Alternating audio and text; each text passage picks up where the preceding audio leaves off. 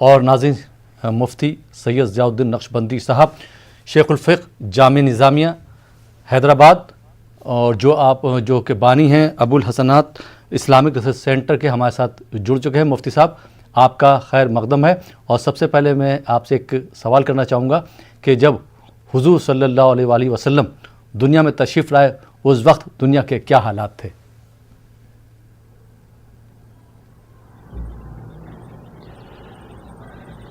الحمد للہ رب العالمین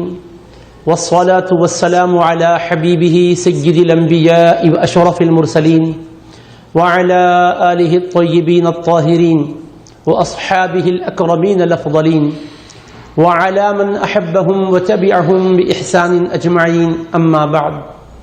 فقال اللہ سبحانہ وتعالی فی کلامہ العظیم: اعوذ باللہ من الشیطان الرجیم،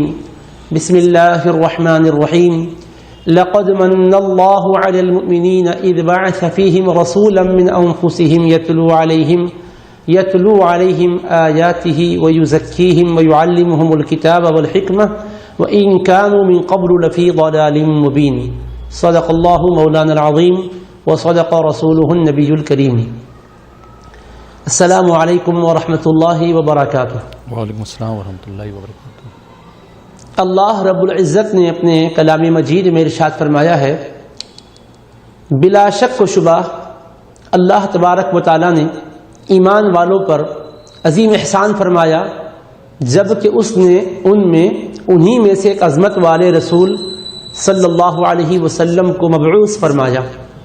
جو ان پر اس کی آیتیں تلاوت فرماتے ہیں اور انہیں پاک صاف کرتے ہیں، ان کی اخلاقی زندگیوں کو سنوارتے ہیں اور انہیں کتاب و حکمت کا علم عطا کرتے ہیں۔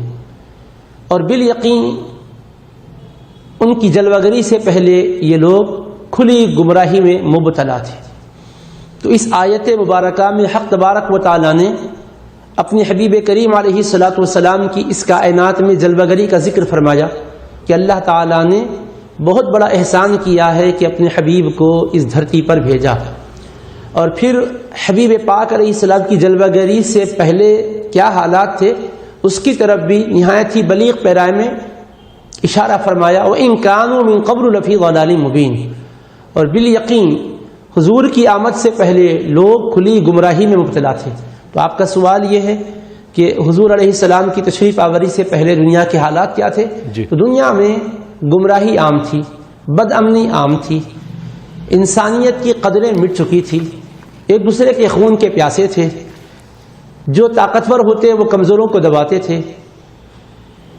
بے گناہ لوگوں کو ختم کر دیا جاتا تھا، مجرموں کو کھلی چھوٹ تھی، بچیوں کی ولادت کو منحوس سمجھا جاتا تھا، بچوں کو بچیوں پر ترجیح دی جاتی تھی، بچی پیدا بھی ہو جاتی تو اس کی پیدائش کو منحوس سمجھتے ہوئے کوئی غیر نہیں خود اس کا باپ اس کو زندہ زمین میں دفن کر دیتا تھا، زندہ درگور بچیاں کی جاتی تھیں، شراب نوشی عام تھی، فحاشی عام تھی، عیاشی عام تھی، سٹے بازی عام تھی، جوا بازی عام تھی، سود خواری حرام خواری عام تھی، بدکاری عام تھی، حتیٰ کہ خانہ کعبہ کا وہ لوگ طواف کرتے تو لباس اتار کر برہنہ طواف کرتے۔ اب اندازہ کریں یہ صورتحال تھی، تقریباً پوری دنیا کی حالت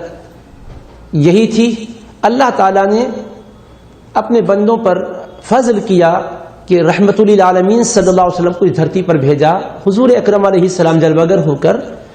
اللہ تعالیٰ کی آیتیں پڑھ پڑھ کر سنائے، پہلے تو اپنے اخلاق و کردار کے جلوے دکھائے،